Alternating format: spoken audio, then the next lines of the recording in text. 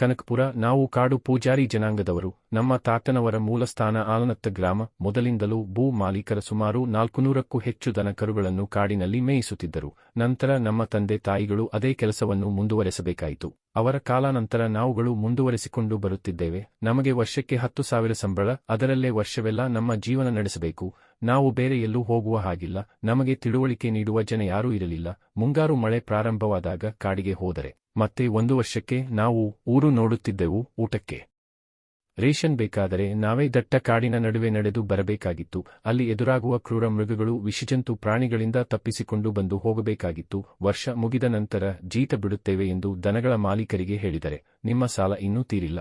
ನೀವು 10,000 ರೂಪಾಯಿಗಳನ್ನು ತೆಗೆದುಕೊಂಡಿಲ್ಲ, 20,000 ರೂಪಾಯಿಗಳನ್ನು ತೆಗೆದುಕೊಂಡಿರೋದು ಎಂದು ದೌರ್ಜನ್ಯ ಮಾಡುತ್ತಿದ್ದರು. ನಮ್ಮ ಮೇಲೆ ಪೊಲೀಸ್ ಠಾಣೆಯಲ್ಲಿ ದೂರು ನೀಡುವುದಾಗಿ ಹೆದರಿಸುತ್ತಿದ್ದರು. ಇದರಿಂದ ನಮಗೆ ಊರಿನ ಕನಸು ಕಾಣುವ ಆಸೆಯೇ ಇರಲಿಲ್ಲ.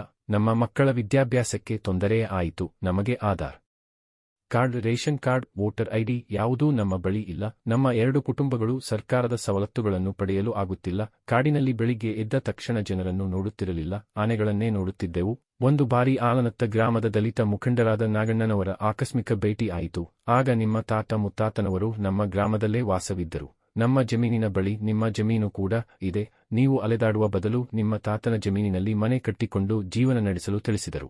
ನಂತರ 3 ವರ್ಷಗಳಿಂದ ನಾವು ಆಲನತ್ತ ಗ್ರಾಮದಲ್ಲೇ ಟಾರ್ಪಾಲ್ ಕಟ್ಟಿಕೊಂಡು ವಾಸವಿದ್ದೇವೆ. ಇದು ನೊಂದ ಕಾಡು ಪೂಜಾರಿ ಜನಾಂಗದವರ ಸತ್ಯಕಥೆಯಾಗಿದೆ. ಇವರು ಕೋಡಿಹಳ್ಳಿ ಹೋಬಳಿ ಆಲನತ್ತ ಗ್ರಾಮದಲ್ಲಿ ನೆಲೆಸಿದ್ದು, ಬನ್ನಿಮುಕ್ಕೋಡ್ಲು ಗ್ರಾಮ ಪಂಚಾಯ್ತಿ ವ್ಯಾಪ್ತಿಗೆ ಒಳಪಡುವ ಗ್ರಾಮವಾಗಿದೆ.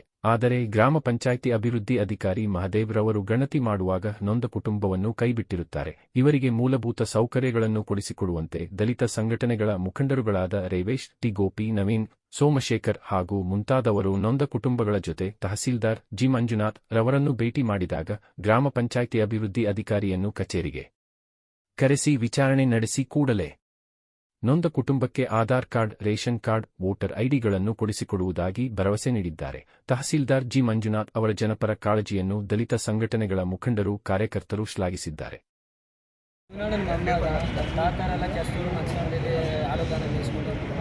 ನಮ್ಮ ತಾತರು, ನಮ್ಮ ಶಿವನಾಳ, ನಮ್ಮ ತಾತ, ನಮ್ಮ ಅಪ್ಪ ಎಲ್ಲ ಇಲ್ಲೇ ಬಂದು ಇಲ್ಲೇ ಹಾಲಿನ ಹತ್ತಲ್ಲಿ ಜಮೀನು ತಗೊಂಡು ಜಮೀನು ಇದ್ದ ಮೇಲೆ ನಮ್ಮ ತಾತ, ನಮ್ಮ ಅಪ್ಪರೆಲ್ಲ ಬಿಟ್ಟಿದ್ಮೇಲೆ ನಮಗೆ ಏನು ಗೊತ್ತಿರೋದ್ಮೇಲೆ ನಾವು ಇದಕ್ಕೆ ಸಂಬಳಿದ್ದೇನೆ.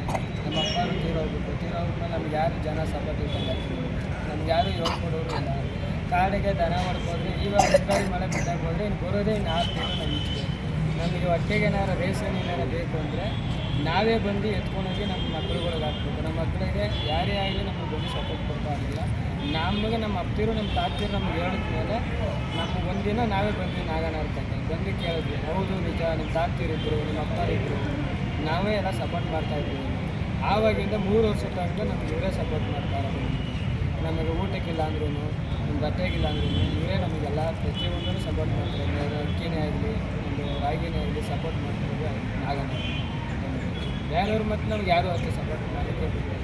ನಾವು ಸಂಬಳ ಬಿಡ್ತೀವಿ ಅಂತ ಹೇಳೋಕೆ ಹೋದರೆ ನೀವೇನು ಸಂಬಳ ಬಿಡ್ತೀರಿ, ನಿಮಗೆ ಸಂಬಳ ಬಿಟ್ಟರೆ ಏನು ಇದ್ದಿಲ್ಲ, ಸಂಬಳಕ್ಕೆ ನಿಂತ್ಕೊಳ್ಳಿ. ಇವತ್ತು 10,000 ಕೊಟ್ಟರೆ ನಾಳಿದ್ದು ನಾವು ಈಗ ಇಸ್ಕೊಂಡಿರೋದು 10,000 ಆದರೆ ನಾವು ಕೇಳೋಕೆ ಹೋದಾಗ ನಿಮ್ಗೆ 20,000 ಇಸ್ಕೊಂಡಿದ್ದೀರಂತ ನಮ್ಮ ಮನೆಯೆಲ್ಲ ದೌರ್ಜನ್ಯ ಮಾಡಿದ್ದಾರೆ. ಕೇಸ್ ಕೊಡ್ತೀನಿ ಅಂತಲೂ ಎದುರಿಸಿದ್ದಾರೆ. ನಾವು ಬೈದಿಂದ ಏನು ಮಾಡಿದ್ದೀವಿ, ಆಡೋದನೇ ನಮಗೆ ಏನು ಗೊತ್ತಿಲ್ಲದಂಗೆ ನಮ್ಗೆ ಆಗೋಯ್ತು ನಮ್ಮ ತಲೆಗೆ. ಇವತ್ತು ಎತ್ತು ಅಂದರೆ ಬೆಳಗ್ಗೆಯಿಂದ ಸಾಯಂಕಾಲವರೆಗೂ ಆನೆ ನೋಡ್ತೀವಿ ಹೊರತು ಜನ ನೋಡ್ತಾ ಇರಲ್ಲ. ನಾವು ಕಸ್ತೂರು, ಮಚ್ಕನಹಳ್ಳಿ ಬೇಕಾದಷ್ಟು ಊರು ನಾವು ಹೋಗಿದ್ದೀವಿ, ಕೂಲಿ ಮಾಡ್ಕೊಂಡೇ ಹೋಗಿದ್ದೀವಿ. ಊರೂರಲ್ಲೆಲ್ಲ ಕೇಳಿದ್ದೀವಿ. ಇದೇ ಗಾಣಮಂಗಲದಲ್ಲಿ ಇದು ಅನೂರು ತಗೊಂಡು ಕೇಳ್ಕೊಂಡಿದ್ವಿ. ನಮ್ಮವರು ಬೇಕಾದಷ್ಟು ಜನ ಇದ್ದಾರೆ. ಅವರು ಇದೇ ಥರ ಕ್ವಶನ್ ಕೇಳಿದಾಗ ನಮಗೆ ಅಲ್ಲಿ ಸಪೋರ್ಟ್ ಮಾಡೋರು ಯಾರು ಸಪೋರ್ಟ್ ಹೆಂಗೆ ಮಾಡೋಕ್ಕಾಗುತ್ತೆ ಅಂದರೆ ನಮಗೆ ಅಲ್ಲಿ ಕೂಲಿ ನಮಗೆ ನಮ್ಗೆ ಆಧಾರ ಇಲ್ಲ, ಮಕ್ಕಳುಗಳನ್ನ ಸ್ಕೂಲ್ ಸೇರ್ಸೋಕ್ಕೆ ಆಧಾರ ಇಲ್ಲ, ಏನಂದರೆ ಏನಿಲ್ಲ. ನಾವು ಕಾಡಲ್ಲಿ ಹುಟ್ಟಿ ಕಾಡಲ್ಲಿ ಬಂದಿಲ್ಲ, ಹೋಟೆಲ್ ಏನೂ ಇಲ್ಲ, ಮಳೆ ಇಲ್ಲ, ನಮ್ಗೆ ಏನಂದರೆ ಏನಿಲ್ಲ. ಗೇದ್ರೆ ಊಟ ಏನಂದರೆ ಇಲ್ಲ, ಗೇದ್ರೆ ಊಟ ಇಲ್ಲಂದರೆ ಇಲ್ಲ. ಹಾಗಾಗಿ ನಮಗೆ ಇವಾಗೆಲ್ಲ ಮಾಡ್ಕೊಡ್ತೀನಿ ಅಂತೆಲ್ಲ ಹೇಳಿದ್ದಾರೆ, ಸಪೋರ್ಟ್ ಮಾಡ್ತೀನಿ ಅಂತ ಹೇಳಿದ್ದಾರೆ. ನಮ್ಗೆ ಇರೋಕೆ ಮನೇನೂ ಮಾಡ್ಕೊಡ್ತೀನಿ ಅಂತ. ನಮ್ಮ ಮಕ್ಕಳುಗಳು ಸ್ಕೂಲ್ ಸೇರ್ಸೋಕೆ ಆಧಾರ್ ಕಾರ್ಡು, ವೋಟರ್ ಲಿಸ್ಟ್ ಏನಂದ್ರೆ ಏನಿಲ್ಲ ಸರ್. ಆಮೇಲೆ ಇವರೆಲ್ಲ ಸೇರಿ ಮಾಡಿಸ್ಕೊಡ್ತೀನಿ ಅಂತ ಹೇಳಿದ್ದಾರೆ. ನಮ್ಗೆ ಊಟಕ್ಕೂ ಏನಿಲ್ಲ. ಸಂಜೆ ಆಯಿತು ಮಳೆ ಬಂತು ಅಂತಂದರೆ ನಮ್ಗೆ ಏನು ಸದ್ದೆಲ್ಲ ಸುರಿತೈತೆ ಸರ್, ಏನಿಲ್ಲ ನಮಗೆ. ಆಮೇಲೆ ಕರ್ಕೊಬಂದು ಬರ್ರಿ ಅಂತ ಸೇರ್ತು ಟಾರ್ಪಲ್ ಹಾಕೊಂಡು ಗುಡ್ಸ್ಲು ಹಾಕೊಂಡಿದ್ದೀವಿ. ನೈಟಲ್ಲಿ ಮಳೆ ಬಂದರೆ ಕುತ್ಕೋಬೇಕು, ಕುತ್ಕೊಂಡು ಕಾಲ ಇದು ಮಾಡಬೇಕು ಸರ್. ಬೆಳಗ್ಗೆ ನೈಟ್ಲು ಮಕ್ಕಳೆಲ್ಲ ಕುತ್ಕೋಬೇಕು ಸರ್. ಕುತ್ಕೊಂಡು ನಮಗೆ ಪಾತ್ರೆ ಇಲ್ಲ, ಒಂದು ಏನಂದ್ರೆ ಏನಿಲ್ಲ, ಎಲ್ಲ ಹೋಗ್ಬಿಟ್ಟಿದ್ದೇವೆ. ನಮ್ಮ ಹತ್ರನೂ ಕೇಳಿದ್ರೆ ಸರ್ ನಮಗೆ ಊಟ ಏನಿಲ್ಲ ಅಂದರೆ ಇಲ್ಲ. ಆಡುದನ ಮೆಸ್ತು ಯಾರು ಮಾಡ್ತೀನಿ ಅಂದ್ರೆ ಮಾಡ್ಕೊಂಡಿಲ್ಲ ಸರ್. ನಮಗೆ ಯಾರನ್ನೇ ಇವತ್ತು ಹೋಗ್ತೀವಿ ಅಂತಂದರೆ ಸಹ ಮಾಡಿಕೊಡಾಡ್ರು, ನಾಳೆ ಹೋಗಿದ್ದು ಬರ್ತೀವಿ ಅಂತಲೇ ಮಾಡಿಕೊಡಾಡ್ರು. ಹಿಂಗಾಗಿ ನಮ್ಮನ್ನ ಗೇಸ್ಕೊಂಡು ವರ್ಷವೆಲ್ಲ ಕೇಸಿ ₹1 ಏನು ಕೊಡಾಡ್ರು. ಏನಾರು ತಗೋಬೇಕು ಕೊಡ್ರಿ ನಮ್ಗೆ ಕಾಸು ಅಂತಂದರೆ ಇಲ್ಲ, ನನ್ನ ಹತ್ರ ನಾನು ತಗೊಬಂದು ಕೊಡ್ತೀನಿ ಅಂತಾರೆ. ಒಂದು ₹100-500 ತಗೊಡ್ತಾರೆ. ಅದೇ ನಾವು ಒಂದು 15 ದಿವಸ ಮಾಡಬೇಕು ಸರ್. ಅದರಿಂದ ನಮಗೆ ಏನಿಲ್ಲ. ಒಂದು ಏನು ತಂದುಕೊಡ್ಬೇಕಾದ್ರೂ ನಮ್ಮ ಮೇಲೆ ಸಾಲ ಹೊರಿಸ್ತಾರೆ. ನಾಳೆ ವರ್ಷನೂ ಕೇಳಬೇಕು ಅಂತಾರೆ. ನಾವು ಕೇಸ್ಕೊತಾರೆ. ಆಮೇಲೆ ತಿರ್ಗಿ ಹೋಗ್ತೀವಿ ಅಂದಾಗ ಬಿಡೋದು. ಹಂಗಾಗಿ ಆಮೇಲೆ ನಾಗಣ್ಣ ಕರ್ಕೊಬಂದು ಹಾಲನ್ನ ಹತ್ರ ಸೇರಿಸಿದ್ರು. ಅಲ್ಲಿ ನಮ್ಮ ಅಪ್ಪರು ಅವರೆಲ್ಲ ಇದ್ರು ಅಂತ ಅಲ್ಲಿ ಸೇರಿಸಿದ ಮೇಲೆ ಅಲ್ಲಿ ಸರ್. ಕೋಡಿಹಳ್ಳಿ ಹೋಬಳಿ ನಮ್ಮದೇ ಕನಕಪುರ ತಾಲೂಕು ಕೋಡಿಹಳ್ಳಿ ಹೋಬಳಿ ಅನ್ನನಾಥ ದಾಖಲೆ ಕರಿಗಯ್ಯನ ದೊಡ್ಡಿ ಗ್ರಾಮದಲ್ಲಿ ಒಂದು 2-3 ಫ್ಯಾಮಿಲಿಯವರು, ಒಂದು 10 ಜನ ಬುಡಕಟ್ಟು ಜನಾಂಗದವರು, ಕಾಡು ಪೂಜಾರಿ ಅಂತೇಳಿ ಅವ್ರ ಜನಾಂಗ ಅಲ್ಲಿ ವಾಸ ಮಾಡ್ತಾಯಿದ್ದಾರೆ. ಅವರು ಭಾಳ ಅವಿದ್ಯಾವಂತರು, ಜೀವನ ಮಾಡೋದೇ ತುಂಬ ಕಷ್ಟ ಅಂಥೇಳಿ.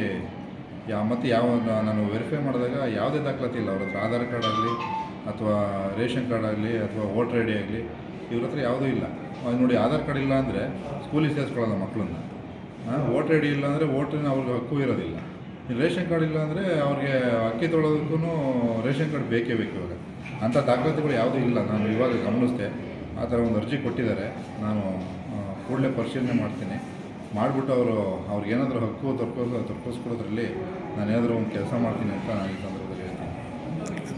3-4 ವರ್ಷದಿಂದ ಒಂದೇ ಕಡೆ ಇದ್ದೀವಿ ಸರ್ ನಾವು ಅಂತ ಹೇಳಿದರು. ಏನು ಹಸುಗಳನ್ನು ಸಾಕ್ಕೊಂಡು ಬೇರೆಯವರ ಹಸುಗಳನ್ನು ಸಾಕ್ಕೊಂಡು ದಿನಗೂಲಿ ಮಾಡಿಕೊಂಡು ಜೀವನ ಮಾಡ್ತಿದ್ದೀವಿ ಅಂತ.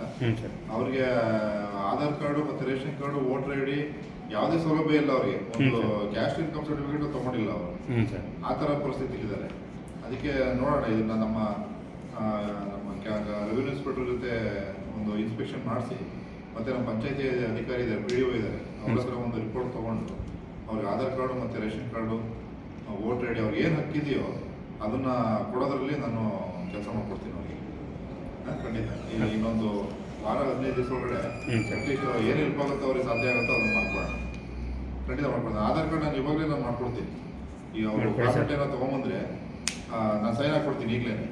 ಉತ್ತಮ ಸಮಾಜಕ್ಕಾಗಿ ಪ್ರಜಾ ಭಾರತ ನ್ಯೂಸ್ ಸಬ್ಸ್ಕ್ರೈಬ್ ಮಾಡಿ. ಧನ್ಯವಾದಗಳು.